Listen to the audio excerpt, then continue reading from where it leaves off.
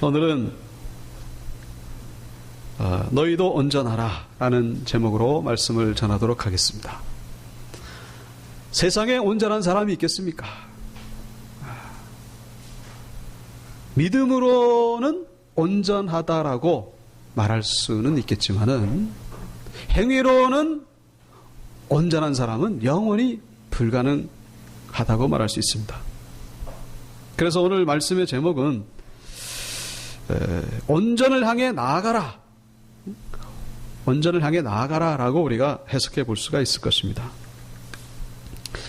그래서 히브리서 6장에서도 그렇게 말씀하고 계시죠. 완전한 대로 나아갈지니라.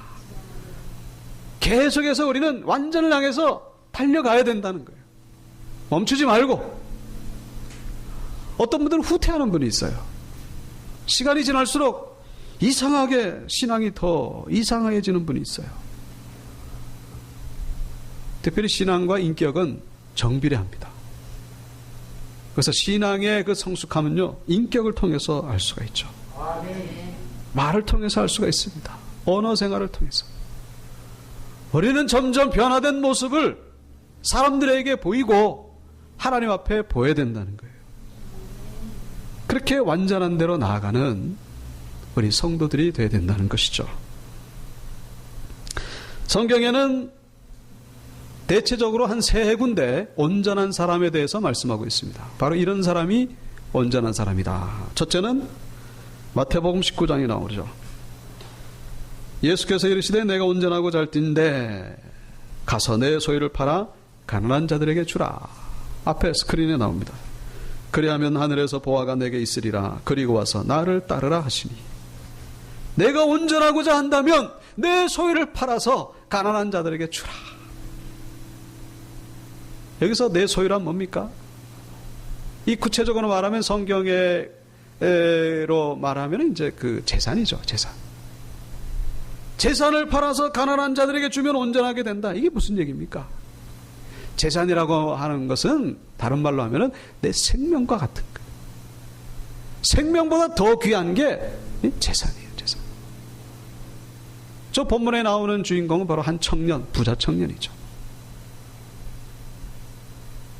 그거를 못 버리는 거예요. 왜냐? 그게 생명보다 더 귀하니까. 근데 그거를 버리면 온전해진다는 것이죠. 그러니까 내 안에 하나님보다 더 사랑하는 것, 그거 버리기 전까지는 온전하다라고 말할 수가 없다는 것이죠. 그래서 자기 희생이 없이는 이렇게 온전함이 이루어지지 않는다는 것이죠. 두 번째가 야고보서 3장에 나옵니다. 바로 말에 실수가 없는 자. 이런 사람이 바로 온전한 사람이다. 야고보서 3장 2절 우리가 다 실수가 많으니 만일 말에 실수가 없는 자라면 곧 온전한 사람이라. 능히 온 몸도 굴레 씌우리라. 말이 온전하면 그 사람은 온전한 거예요. 실수? 실수할 수 있겠죠. 이걸 자꾸 줄여가는 거예요. 그리고 실수한 것에 대해서 마음 아파하고. 말은 마치 불과 같다라고 말씀하고 있습니다. 불. 이 불이 어떨 때는 성령의 불이 될 수가 있어요. 말로 인하여 성령의 불이 막 타오르는 반면에 어떨 때는 이 말이 이 전쟁의 불이 되고 갈등의 불이 되고 싸움의 불길이 될 수 있다는 것이죠. 이 말이 무서운 거예요. 그래서 우리 교회 안에서는 이 말을 참 조심해야 됩니다. 내가 무심코 내뱉은 말, 사적으로 하는 말도 다 포함해서 이 말이요 번져갑니다. 안 번져가는 것 같은데 이상하게 번져가요. 비밀스러운 것도 다 번져갑니다. 좋은 말도 번져가고 안 좋은 말도 번져갑니다. 그 말 때문에 교회가 살고 교회가 무너질 수 있습니다. 우리는 이 말을 긍정적인 말을 하시고 창조적인 말을 하시고 감사의 말, 위로의 말만 할 수 있는 온유교회 성도님들 되시기를 축원드립니다. 우리 말에서 이 성령의 말이 나가야 돼요. 기도의 말, 찬양의 말, 성경 암송의 말. 근데 그렇지 아니하고 부정적이고 비판적이고 비난하는 말, 이 말은 공동체를 무너뜨린다는 거예요. 우리의 말, 특별히 절제가 있어야 돼요. 절제를 하셔야 됩니다. 지혜로운 말. 아로 새긴 쟁반에 금사과와 같다라고 성경은 말씀하고 있죠. 아로 새긴 은쟁반에 금사과와 같다. 정확한 말. 생명을 살리는 말. 우리 입술이 변화됐다는 것은 우리의 신앙이 변화됐다는 것이고, 우리의 인격이 변화됐다는 것. 완전을 향해 나아가야 된다는 거예요. 그리고 마지막 세 번째가 바로 오늘 본문에 나오죠. 어떤 사람입니까? 바로 원수를 사랑하는 사람. 첫째는 뭐라고요? 내 소유를 팔 수 있는, 나에게 가장 소중한 거, 이거 하나님 앞에 이거 참 이렇게 내놓을 수 있는 그 온전한 사람. 그리고 말이 온전하고, 그리고 원수를 사랑하는 거. 참 희한하게 이 세 가지는 전부 다 쉽지 않다는 거예요. 이 세 가지는 공통적으로 참 힘들다는 거예요. 힘듭니다. 원수를 어떻게 사랑합니까? 네? 그 원수를 어떻게 사랑해요? 그 원수를. 그러나 성경은 계속해서 우리가 온전해지기를 요구하고 있습니다. 왜냐고요? 이 온전함이라고 하는 것은 하나님의 그 뭡니까? 하나님 자신을 가리키는 거예요. 그래서 우리 성도는 바로 하나님의 자녀이기 때문에 하나님을 닮은 부분이 있어야 됩니다. 하나님을 닮음에 있어가지고 특별히 이 원수를 사랑하는 것, 이 부분을 닮을 때에 진짜 닮았다라고 말할 수가 있다는 것이죠. 다른 거 가지고 다른 거 가지고 닮았다는 건 별 의미가 없어요.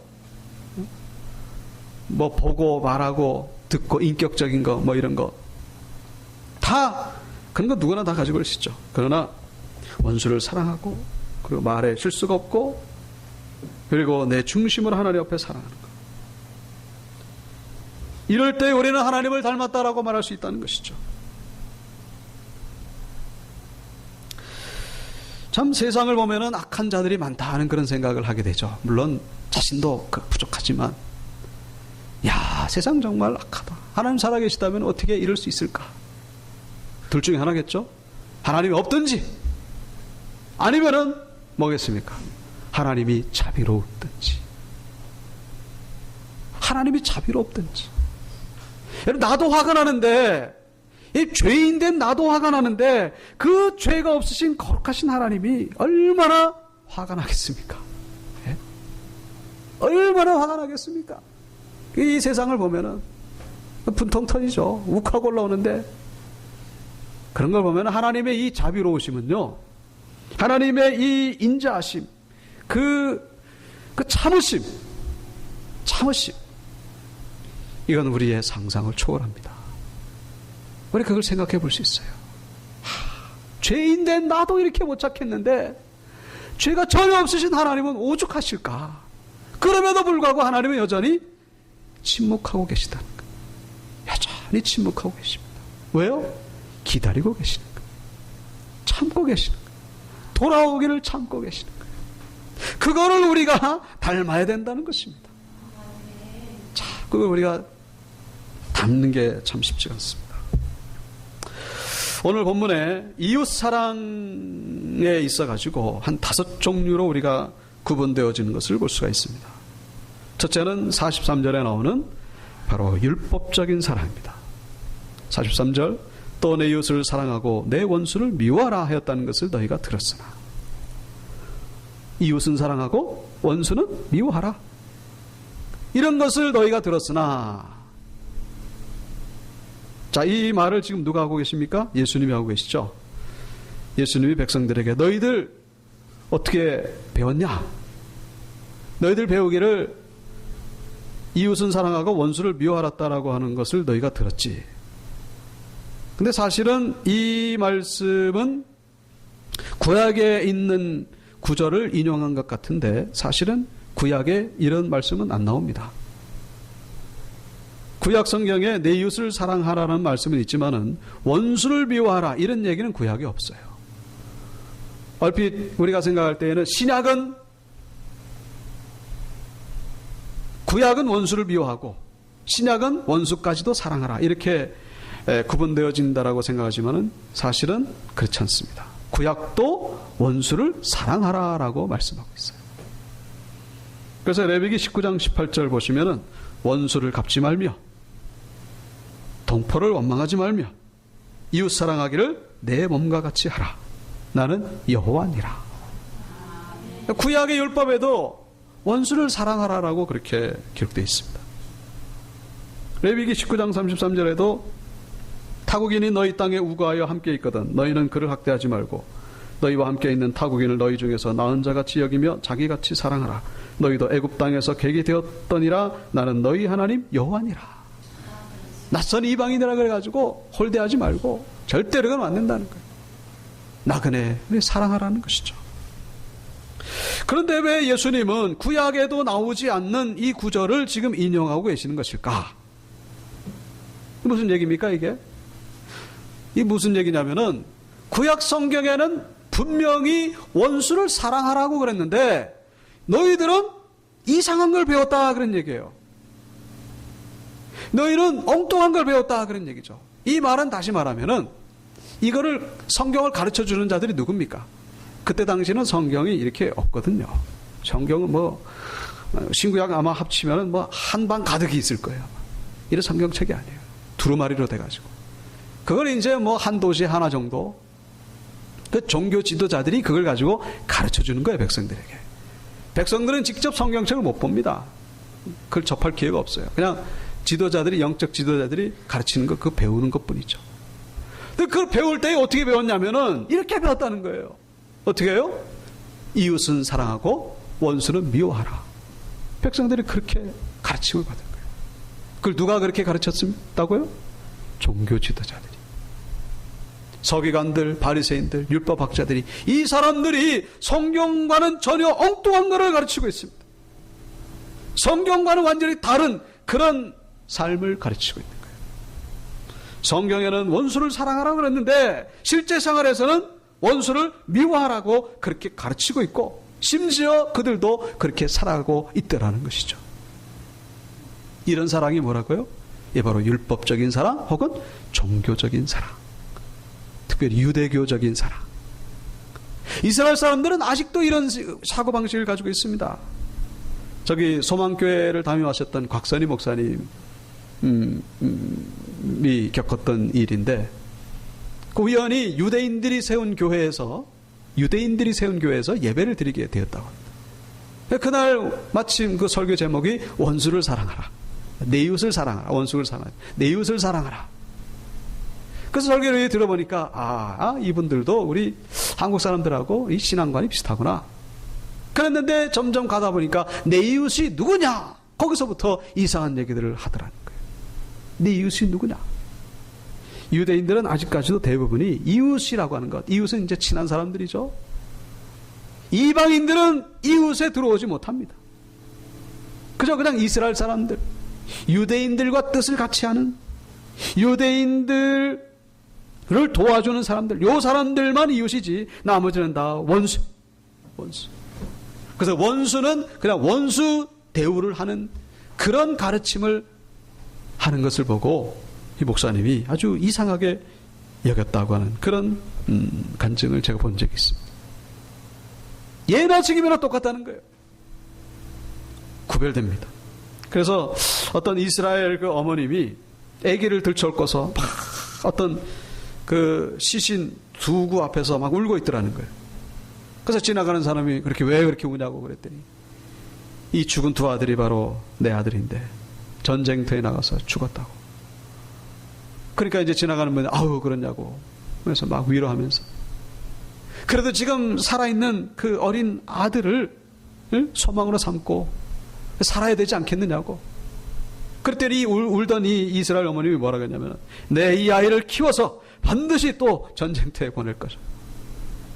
전쟁터에 보내서 내가 복수할 것이다. 그 대표적인 그런 그 사상을 보여주는 그런 모습이라고 말할 수 있습니다. 이스라엘 사람들 여전 팔레스타인 그 사람들하고 여전히 싸우고 있어요. 왜요? 이 원수와 이웃이 이게 분명히 구별되어진다는 거예요.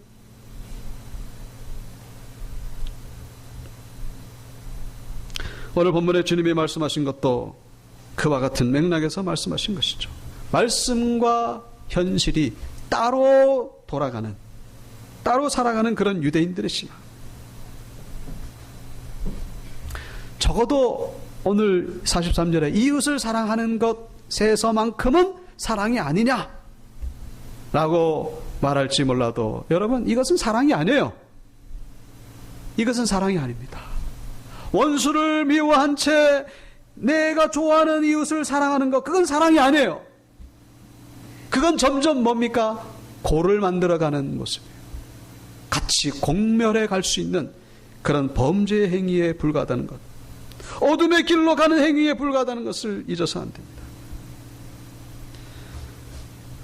사랑의 열매는 반드시 화목으로 나타나야 됩니다.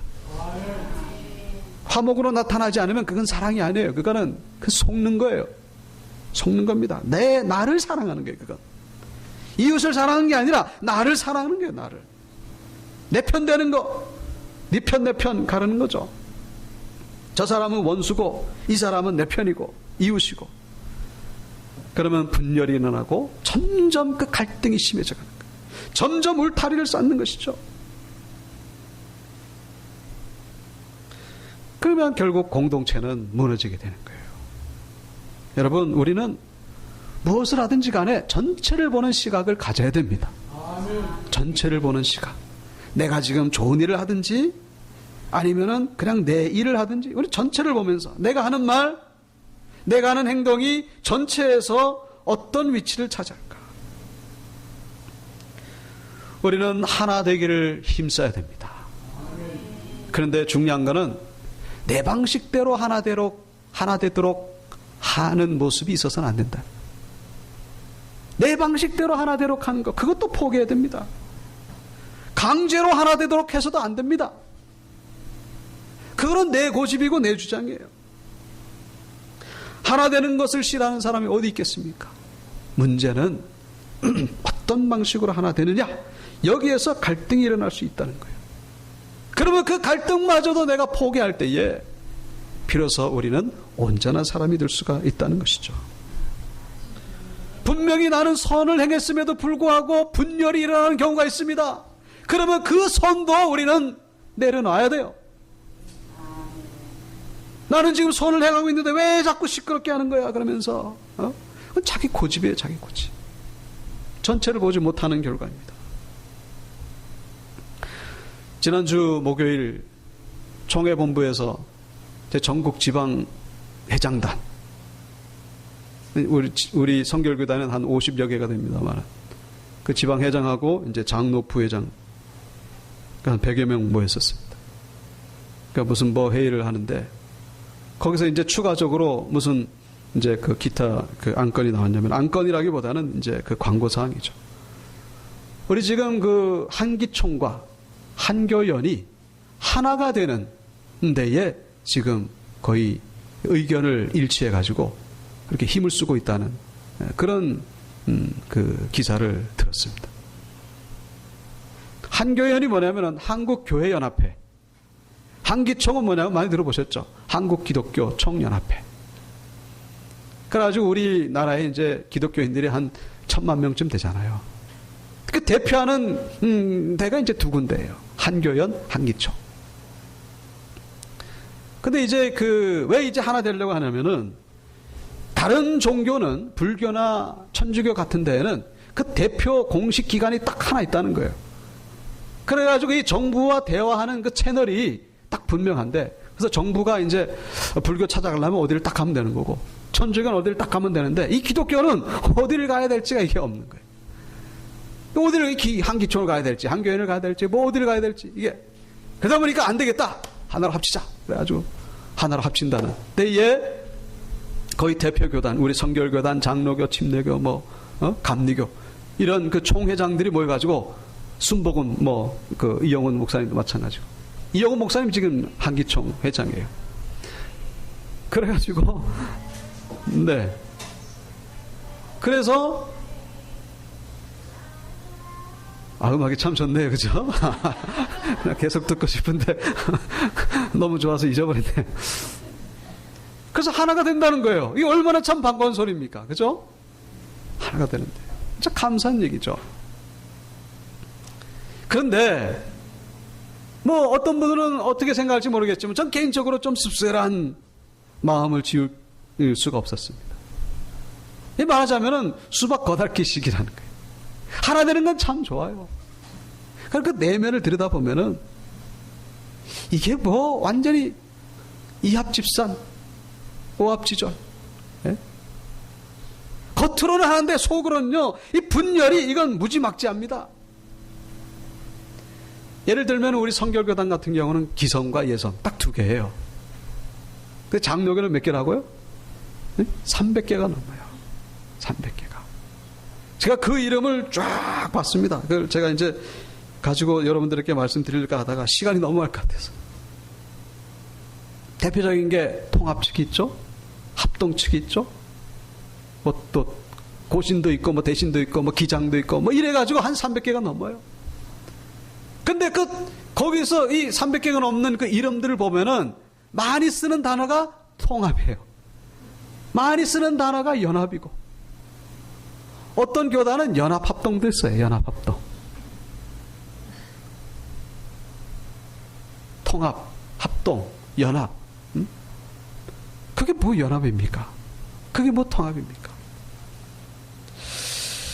자, 그런 걸 보면서 참 세상 사람들이 볼 때는 어떻게 생각했습니까? 참 부끄러운 일이죠. 참 웃기는 일입니다. 예수님은 분명히 한 분이시고 하나님은 한 분이신데 왜 이렇게 교단은 이렇게 많이 생겼는지. 하나 되려고 만들었는데 이게 분열이 되는 거예요. 그게 결국 자기 편이에요. 자기 편. 여러분, 우리가 이런 모습을 보면서 우리는 나 자신을 볼 수 있어야 됩니다. 왜냐하면 이렇게 교단들이 갈라지는 모습이 교회에서 똑같이 일어나고 있다는 거예요. 교회에서. 교단이 교인으로 변했을 뿐이에요. 교단이 교인으로 변했을 뿐입니다. 이 교단의 모습을 보면은 우리 교회 내의 모습을 보는 거예요. 이게 어떻게 하나님이 기뻐하시는 교회가 될 수 있겠습니까? 여러분, 하나가 되지 않는 거라면은 내 자신을 포기할 수 있어야 된다는 거예요. 그렇지 아니하고 나는 끝까지 나를 주장합니다. 끝까지. 그렇게 해서 이렇게 300개가 넘어지는 거예요. 결과적으로 결국 내가 절제하지 못하고 내 감정 누리지 못하고 내 주장 희생하지 못해서 그렇게 되고 만 것임을 우리가 기억할 필요가 있다는 것이죠. 사랑하는 온유교회 성도 여러분, 온전한 자가 되시기를 축원합니다. 온전한 자는 뭐라고요? 전체를 보는 거예요. 전체를. 어떻게 하면 은혜스러운 이 전체를 만들 수 있을까? 그래서 내가 좋은 의견이 있어도 이게 의견을 주장하다가 이게 막 시끄러지고 그럼 놔두는 거예요. 그럼 양보하는 거예요. 포기하는 거예요. 그렇지 않고 내가 주장이 옳다 그러면서 나가면은 결국은 깨지는 겁니다. 온전한 자가 아니에요. 원수까지 사랑하고 이웃도 사랑하고 그런 모습을 주님이 원하고 계신다는 것입니다. 둘째 사랑은 세리의 사랑입니다. 46절 나옵니다. 너희가 너희를 사랑하는 자를 사랑하면 무슨 상이 있으리요? 세리도 이같이 아니하느냐. 세리의 사랑. 세리의 사랑은 뭡니까? 나를 좋아해 주면은 좋아해 주는 거예요. 그건 좀 신앙이 어린 분들이죠. 네. 그건 뭐 어쩔 수 없어요. 교회를 나오신 지 얼마 안 되고 그건 뭐. 그러나 인격적으로도 그런 분들이 있어요. 나를 좋아해 주고 나에게 호감을 가지주면 그저 그냥 아주 소극적이죠. 네. 그래서 이 세리는 어떤 사람들이죠? 계산이 빠른 사람들이에요. 계산이 빨라요. 그래서 이제 이해 타산이 아주 심하죠. 나에게 이득이 될 것 같으면은 그냥 거기 있는 거고, 나에게 손해가 될 것 같으면 물러서는 것이고, 뭐 이것은 어떻게 보면 자연스러울 수 있습니다만은, 그러나 이 믿음 생활에서는 그렇지 않다는 것이죠. 나에게 좀 희생이 없고 손해가 올 것 같아도 우리가 사랑하는 것, 그게 바로 주님이 기뻐하시는 온전한 사랑임을 잊어서는 안 된다는 것이죠. 가룟 유다가 세리였잖아요. 가룟 유다가 그 세금 계산하는 사람이었어요. 결국 그 주님을 버리고 이거 안 되겠다 싶어가지고 나갔잖아요. 그러나 그 선택이 잘못된 것임을 나중에 알게 되죠. 우리는 끝까지 충성하는 자들이 되어야 될 줄로 믿습니다. 어떤 사람이 다리를 다치는 바람에 옛날에 가마를 타고 다녀야 될 것 같아서 두 사람을 고용했습니다. 두둑하게 이제 임금을 지불하고 가마를 타고 다니기 시작했는데, 어느 날 그 집안에 키우던 개가 집을 나가버렸어요. 그 개를 찾아야 되는데 개가 안 들어와요. 그래가지고 이제 이 주인이 그 두 가마꾼 인부를 불러다가 좀 개 좀 찾아오라고. 그랬더니 이 두 인부가 하는 말이, 저희는 가마꾼이지 개 찾는 사람이 아닙니다. 좀 그렇잖아요, 그죠? 네. 그래도 고용된 사람이면 좀 이것도 할 수도 있고 저것도 할 수 있는데, 그래? 그러면은 개는 내가 찾을 테니까 자네들은 가마를 매라고. 그러면서 그때부터 이제 이 주인이 가마를 타고 개를 찾으러 다니기 시작하는 거예요. 산으로 올라가고 골짜기를 지나고. 그러니까 이 가마꾼들이 죽겠는 거예요. 3일이 지나고 나니까, 주인님, 저희가 찾아오겠습니다. 저희가 찾아올 때니까 집에 계십시오. 그러면서 강아지를 찾아왔다고 그런 이야기가 있습니다. 여러분, 신앙생활에서 좀 단순한 믿음이 필요한 줄로 믿습니다. 하나님 앞에 우리가 믿음으로 드리는 거 하나님이 다 기억하고 계신 줄 믿으시기 바랍니다. 너무 계산하지 마시고, 세리의 사랑이 아니라는 거예요. 자, 그 다음에 세 번째는 이방인의 사랑입니다. 이방인의 사랑. 여기 47절에 보면은, 너희가 너희 형제에게만 무난하면 남보다 더하는 것이 무엇이냐? 이방인들도 이같이 아니하느냐? 이방인의 사랑은 어떤 사랑일까요? 세리의 사랑보다는 조금 나아요. 왜냐? 세리는 그저 자기 좋아해주면 이렇게 좋아해주는데, 이방인은 뭐예요? 먼저 가서 무난합니다. 그죠? 너희 형제에게만 무난해요. 근데 문제는 뭡니까? 형제에게만 무난한다는 거예요. 형제에게. 끝까지 원수는 외면합니다. 원수에게는 손을 안 내밀어요. 그게 뭐냐? 이방인들이라는 거예요. 우리 교회 안에 그런 분들은 없습니까? 그 이방인들이라는 거예요. 이방인들. 구원이 없는 자들, 하나님을 닮은 구석이라고는 전혀 찾아볼 수 없는 사람들, 그런 사람들이죠. 우리는 누구에게나 손을 내미는 자들이 되어야 될 줄로 믿습니다. 누구에게나. 물론 여기에는 분별력이 필요하죠. 예? 뭐 이단인데 이단이 와가지고 우리가 손잡자 그랬는데 뭐 손잡고, 이런 그 분별력이 필요하죠. 예? 도박에 빠지고 마약에 중독된 사람이 돈 빌려달라고 그러는데 아유 그러냐고 그러면서 다 가져가라고. 큰 지혜롭지 못한 것이죠. 분별력이 필요한. 우리는 어디까지나 뱀같이 지혜롭고 비둘기같이 순결한 사랑인데, 문제는 십자가를 지는 사랑이라는 것이죠. 차별이 없는.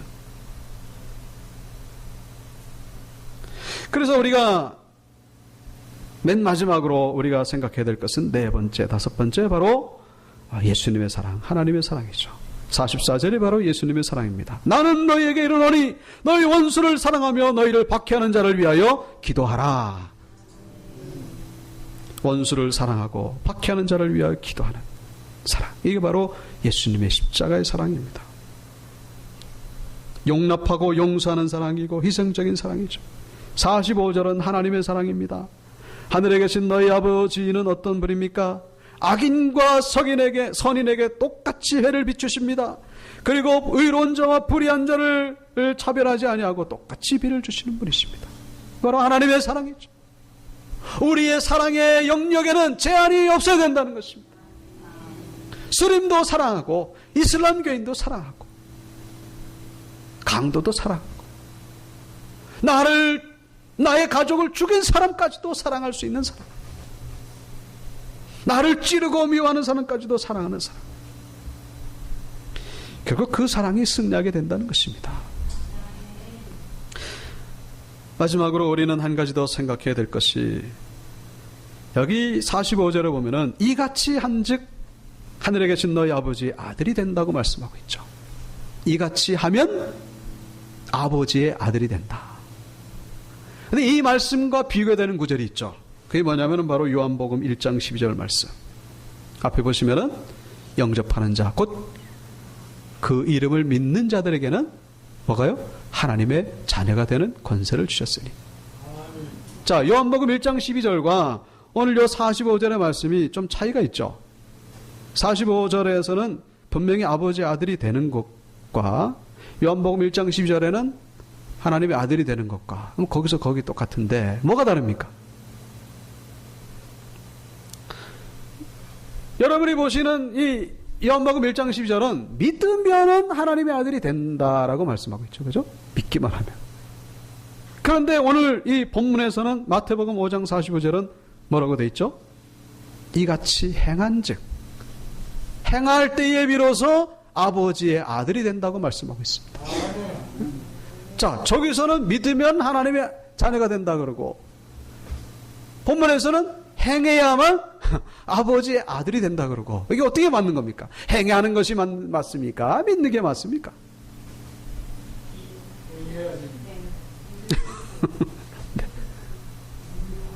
제가 정답을 말씀드리겠습니다. 둘 다 맞습니다.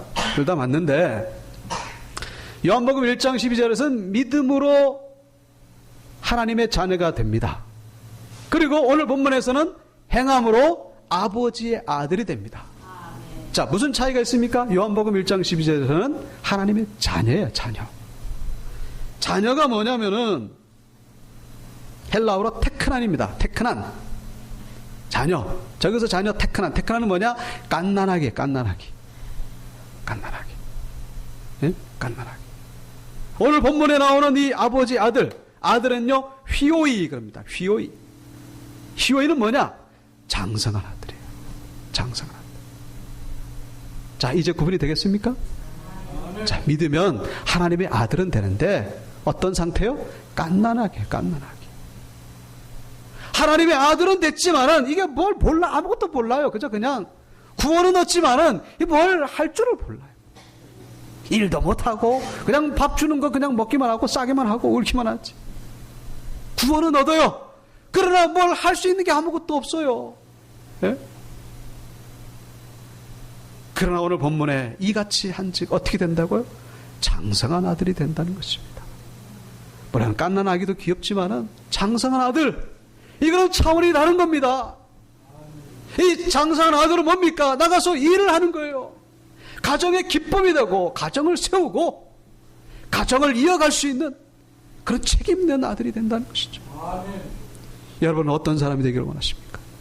테크난입니까? 깐난아기입니까? 아니면 휘오이 장성한 아들입니까? 장성한 아들이 되기를 축원합니다. 이 장성한 아들이 바로 온전한 자예요. 온전한 자. 어떻게 할 때? 원수를 사랑할 때. 원수를 사랑하시기를 축원합니다. 원수가 저 멀리 북한 사람 이게 아니고 바로 내 가정 안에 있어요. 우리 교회 안에 있습니다. 내 직장 안에 있는 거예요. 그 사람 사랑하지 못하면서 뭐 북한에 뭐 어쩌고저쩌고 이슬람 뭐 IS를 어쩌고저쩌고 그거 다 쓸데없는 얘기예요. 내 눈앞에 있는 사람을 사랑하시길 바랍니다. 그래서 정말로 하나님이 기뻐하시고 하나님이 우리에게 사명을 맡기실 수밖에 없는 그런 자랑스러운 이름을 가지신 우리 온유교회 성도님들 다 되시기를 주님의 이름으로 축원합니다.